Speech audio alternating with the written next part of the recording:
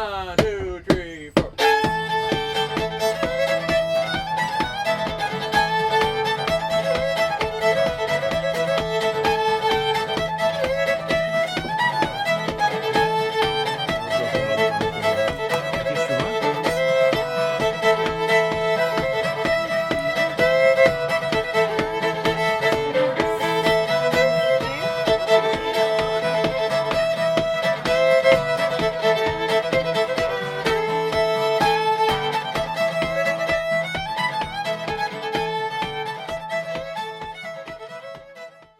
Hello and welcome back. Today we are working on getting a little bit closer to closing the hull up. We're getting very close, working on shutter planks on both sides of the boat, and in the midst of that also getting a jump start on fairing as we were last time, but getting more stuck into it. So there are, let me see, there's 2 planks on the starboard side still to do and 1 on the port side. The port side one is actually going to be the whiskey plank, or the final plank to be fitted, but I want to get it fit and ready to go at this point, so we're working on that today. Shutter planks are always more challenging than the rest of the planks in that they're being fitted on both edges as opposed to on one edge as you're planking up or planking down the hull, which inevitably is more fitting to do and more precise fitting to do. You really want them to fit nice and tightly, as we've covered a little bit before with other shutter planks. But the trickiest part is the bevels. So it actually, not only are you fitting on both edges, but both edges have their own rolling bevels that you have to pick up to get it to fit nicely, which Dane was working on last time. And I think I will get into today with the next piece on the starboard side. It's not that hard, but you have to be methodical and precise about it, and question yourself all the time whether you're actually getting the reading that you think you're getting, and that sort of thing. But I actually, a while back, I built a very similar rolling bevel cutting saw to the one that Luis Zeddy, I think his name is pronounced, had made years ago. It works great. It allows me to cut the bevels before the plank gets anywhere near the boat, and cut them really quite precisely right off the get-go. So I think I will be breaking that out later on and cutting the next plank.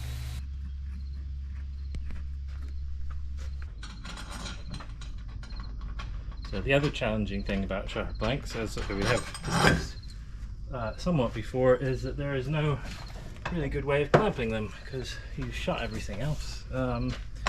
So these things come in very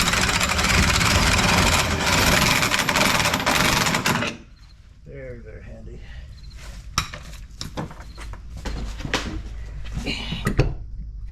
Okay. If I hold this in tension, you can put it away. Yeah. Put everything on there. It's another one of the annoying nuts. Of course it is.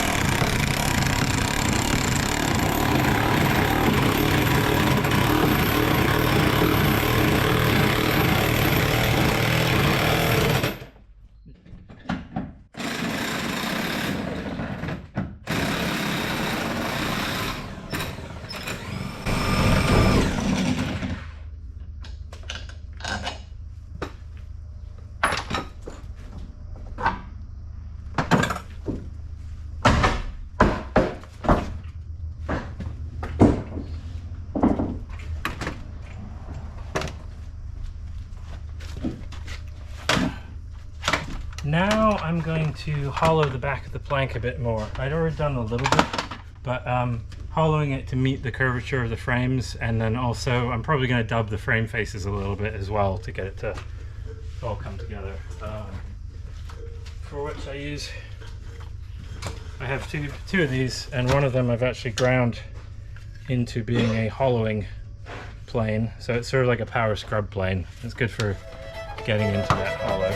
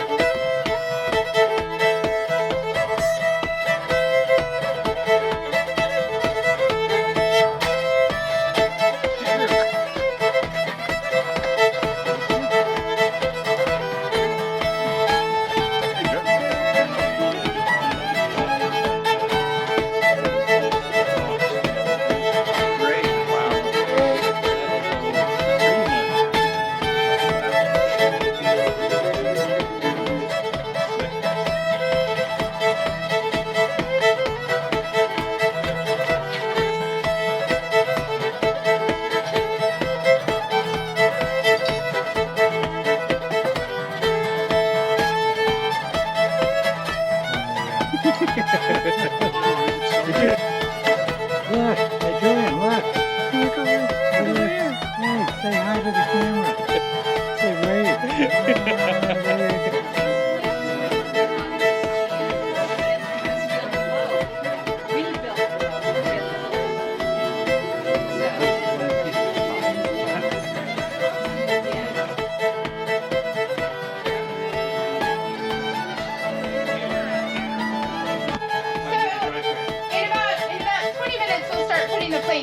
We're just waiting for a quorum.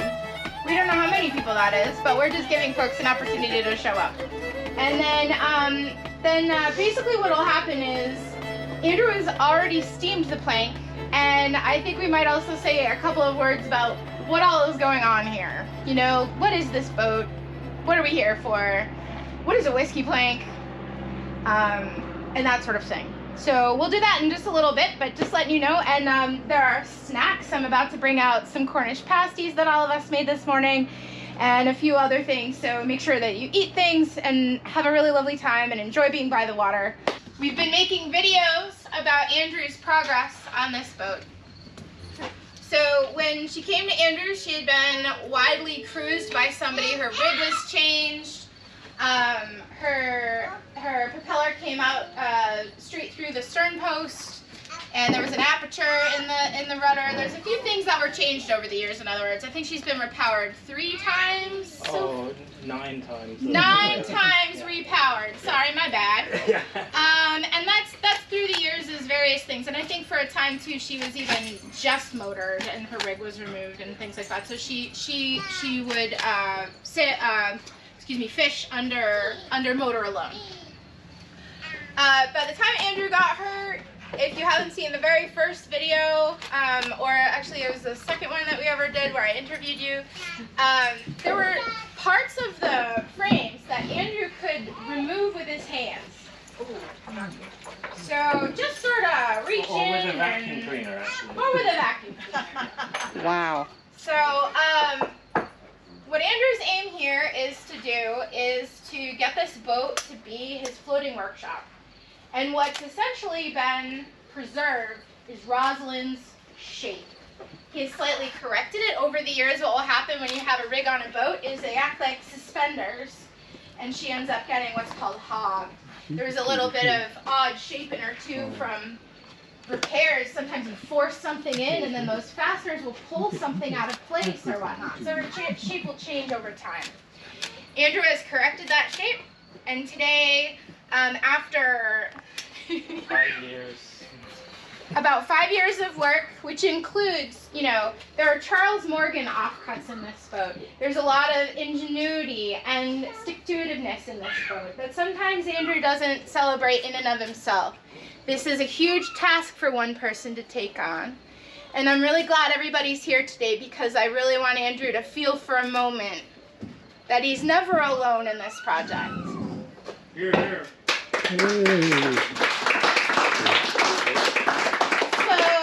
Essentially, a lot of this planking is large Douglas fir.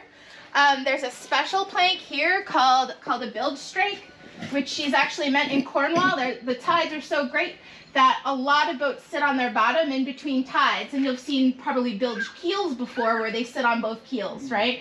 This is actually a little before then, when you would have your monohull with something it was meant to bear on between tides. So this is a thicker oak plank that is nib scarved into, this is larch. Yeah.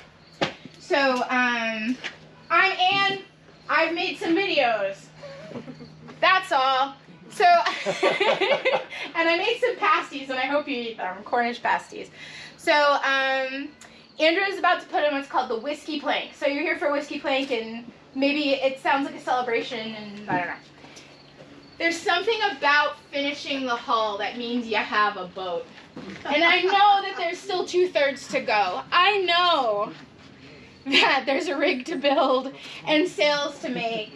And, you know, we've already put a deck on and a few other things, and we've struggled through a lot of parts of this, and I know that there's still more to go. But there's something about knocking this last plank in that means a lot to us sailors.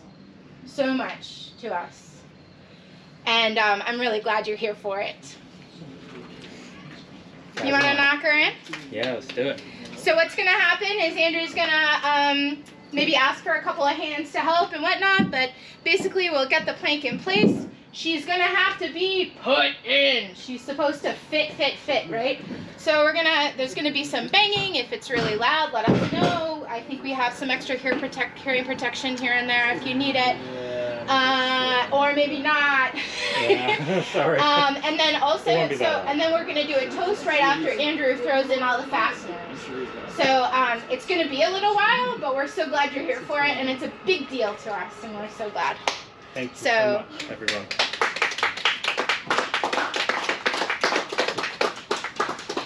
Good job, Don. You ready? All right. Jeffrey. So, this needs to go in this end located first, and then it gets sort of set in partially.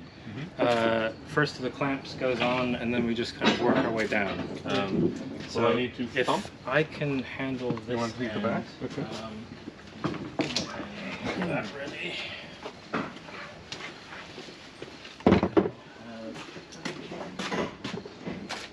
Ready.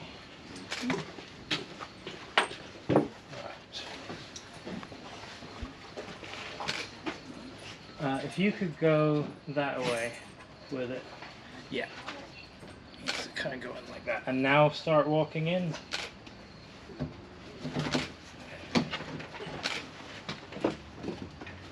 Keep going. Good, Dane.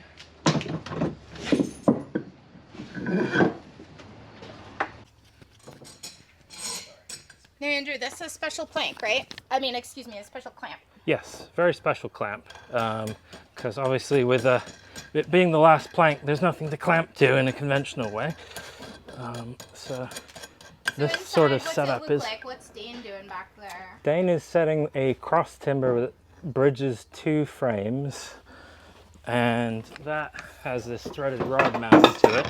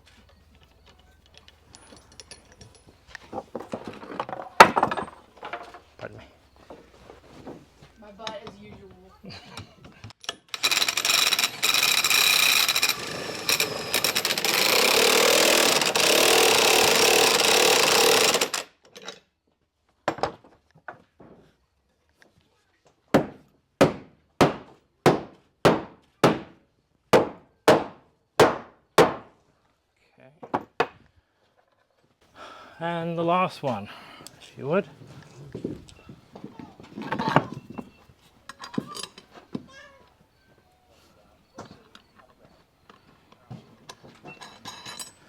And I'm using bronze nuts instead of steel to go with the steel rod because we found that the steel ones actually would eat the threads off.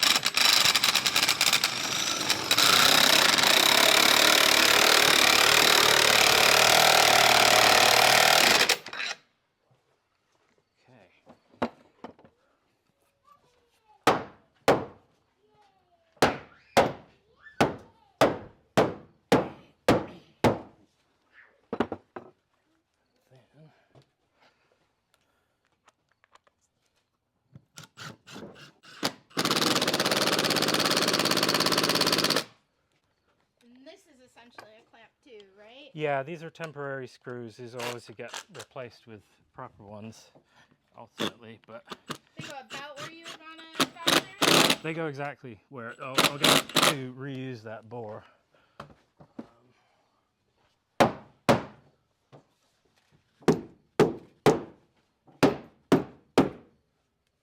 How's it looking, Dane? Yeah, the clamps between 14 and 15. It's looking good there. Frame 16, you gotta pound that in a little bit more. Yeah. I just want to say right now, I don't know what we do without Dane, and so 3 cheers for Dane. Hip hip! Hooray! Hip hip! Hooray! Hip hip! Hooray! We love you, Dane! Matt's up here too. Thank you, Matt. Yeah, Matt! 3 cheers for Matt! Hip Hey! hip! Hip hip! Hip hip! Dane and Matt have been a huge help this summer, both tangibly and in terms of my morale. So thank you both very much. How's it looking now? Now move back to frame 13 and pound the bottom of that in. I'm not signing anything anymore. I'm done. That's gonna get drawn in with the screw, I think. Okay. And forward of that is all right? Go to 12 and pound the bottom of that in.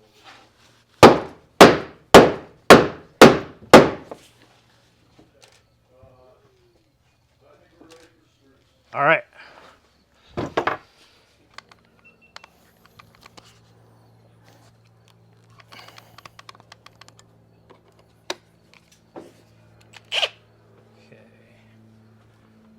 So this works a lot like any other building you might do.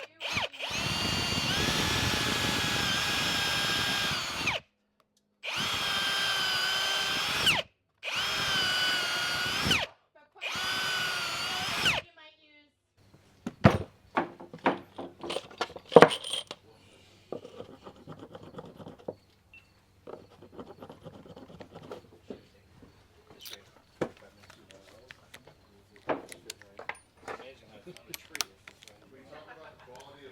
Can I tell you you're looking?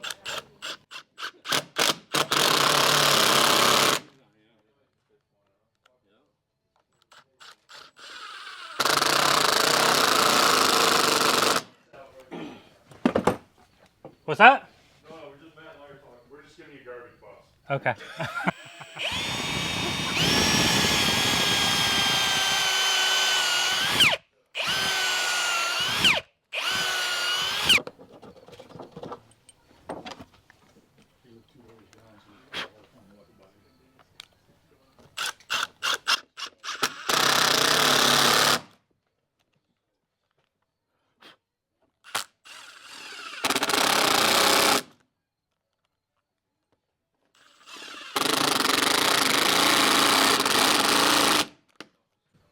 How is it at 12, Dane? You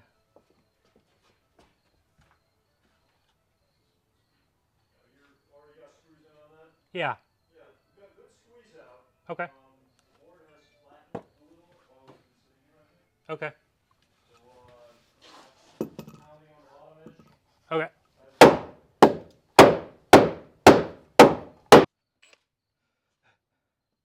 Word experience.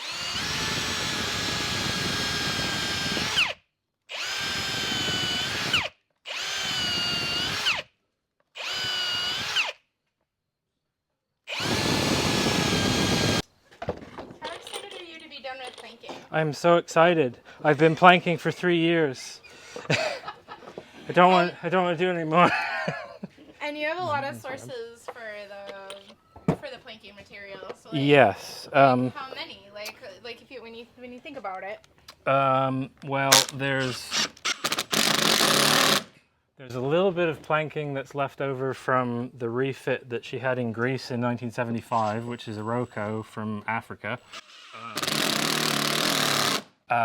There's Douglas fir in the top sides from the Pacific Northwest. There's larch.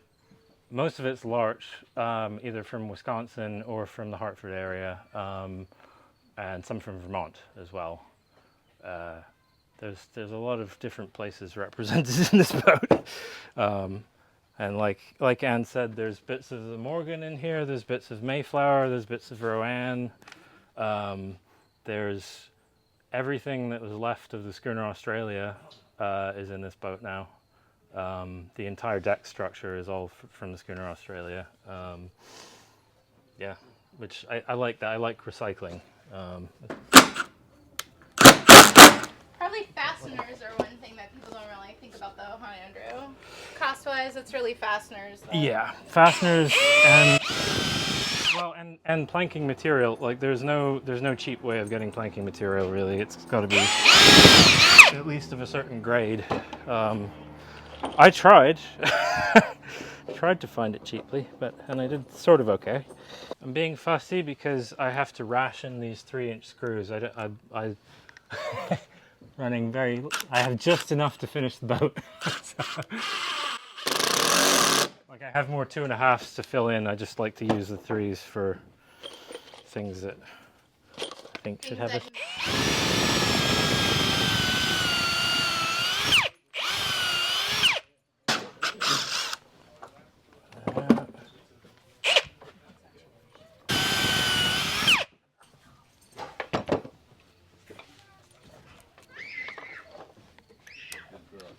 Thank you, sir.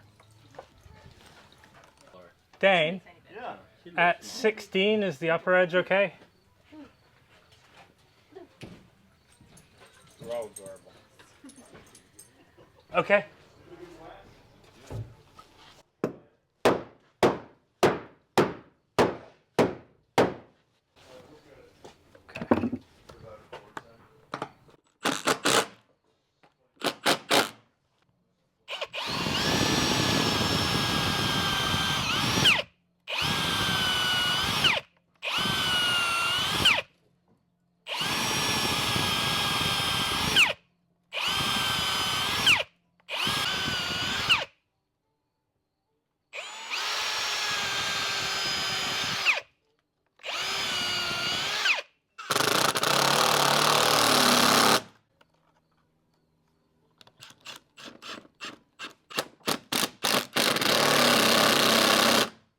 How's that?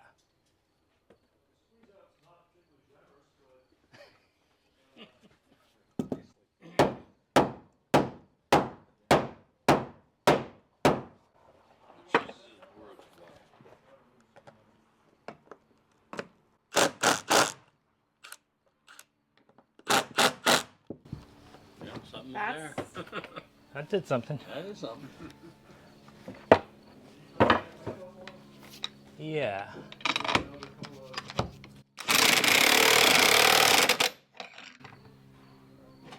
How's that look? Yeah.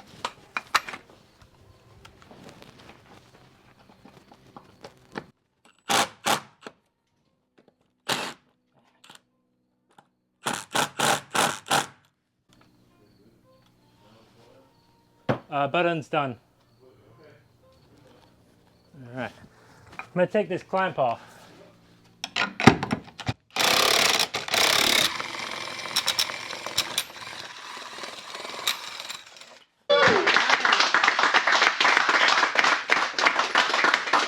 Here's for Reggie and Andrew. Whiskey.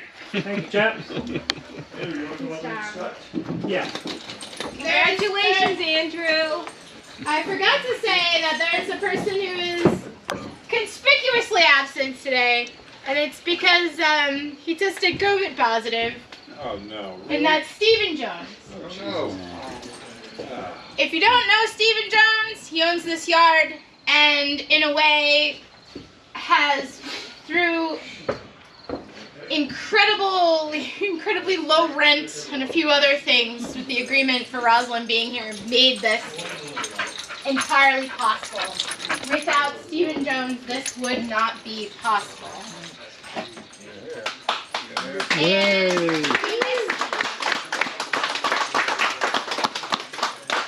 both Andrew and I love him very, very much, like family, and he's treated us like family. And this is a place where he was hoping that a project like this, or projects plural like this, would come along. And he's a very special person, and this is a very special place. And I know Andrew agrees with me when the other day I almost said, no, we gotta call it off if Steve can't be there. We can't do this. But you know, it's time to put it in. It's time to fare the hull. It's time to move on. And Steve knows how boats work. Time and tide, right? Wait for no man. Thank you, sir. Hard cider? Probably a little bit. Yeah, sure, absolutely. He's got to. Anyone else? You got one, you got one. Thank you, sir. We're Yeah. well cared for. Craig? How many more ciders down that end? I think we're good. We're good? Yeah, we're over there. Well, so as I said, this comes from Devon. We thought something would be nice like that, seeing as the boat's from nearby, St. Ives. This is Devon's cider. Probably a little hard, but enjoy it. I have to deal with it. Cheers! Here's to Rosalind! Yes, there was. And here's to Andrew! Here's to Andrew. Absolutely. Andrew. Andrew. Next 100 years. That's not bad.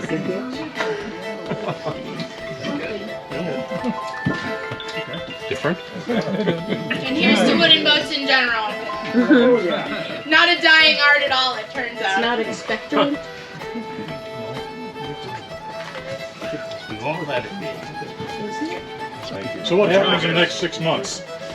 Well, I got a complete fairing, the outside of the hull, and caulking all the seams, bungs in all of the screw holes, a lot of, just repetitive, finishing work. Some sprucing up needs to happen in the interior. I've started working on the floor. On the interior, or the sole as it's called in about, working on alignment for engine installation as well. Motor laying around? Yeah. And at some point start doing the bulwark planking, which is what goes on those timbers up there. Yes, please. As well, Thank you. which is much easier planking. Oh, yeah. Thank you. You high enough to do most of that stuff in here? That one's very... I set up staging. So when do you launch? I don't know. Either mid-season next season or the year after. I think, and it just depends on where I'm at and how much I still have to do that makes sense to do in a shop as opposed to in the water. I just don't know that yet, but we're getting there. Blanks are getting filled in finally. Yeah.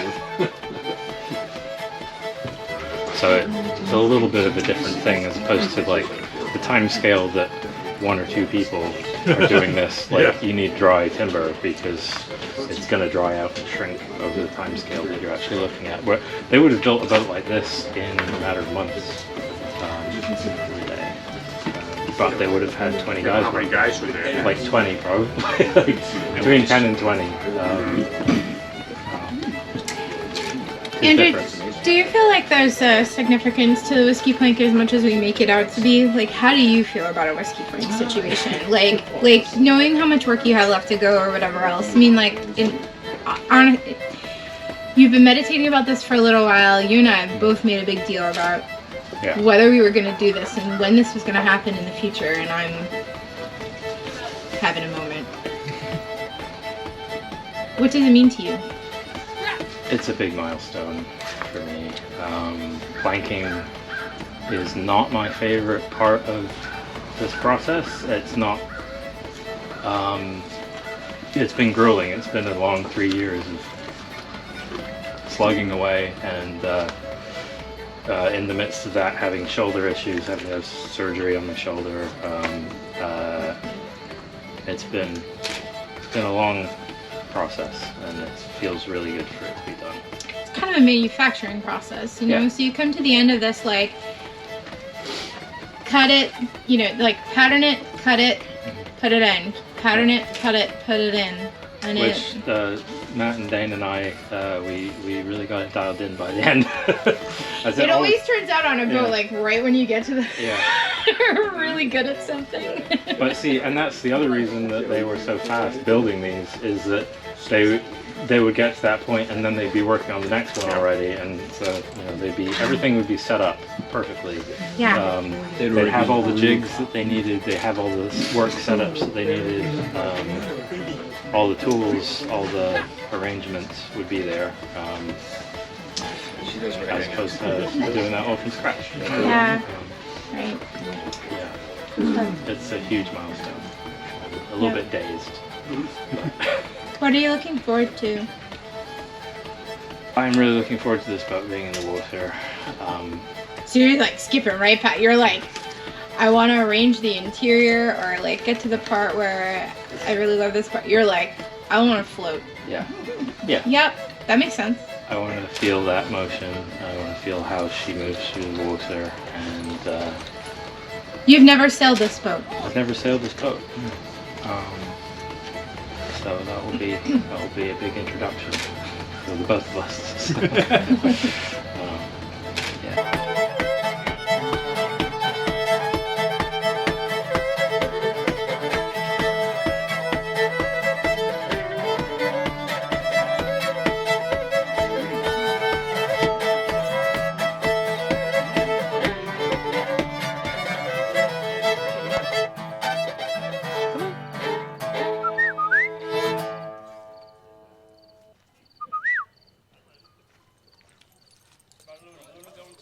Yeah. Yeah.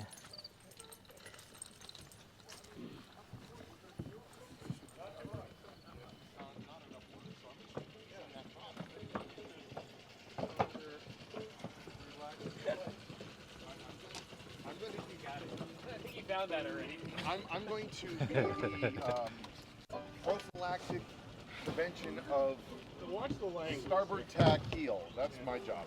Watch the language.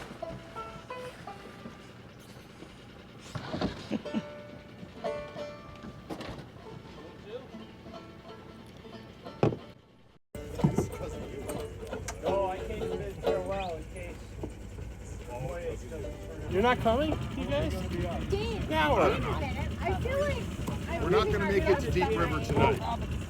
come on. Not like go this line too down your boat. Hey, geez, stop picking David, on huh? me. yay! Yes! I can drop Dane off too. Safe voyage, guys. If we were seaway, we might trim her out. Like 6 inches of freeboard. We're going to need to shift aft. Somebody.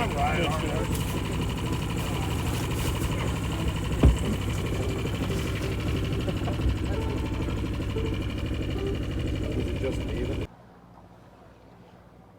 Yeah, we just lost the sun behind this trees. D-cell might.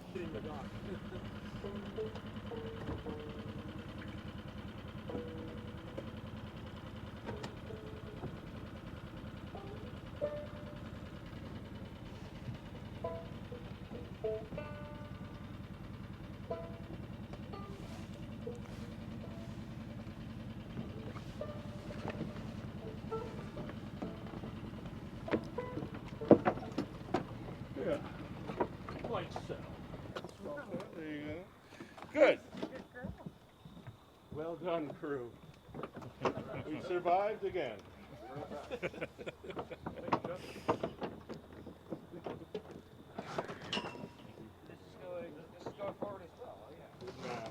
I live here, and this is where I live now. Thank you. Congratulations. Yeah, just drop this over the thingy there. Come on.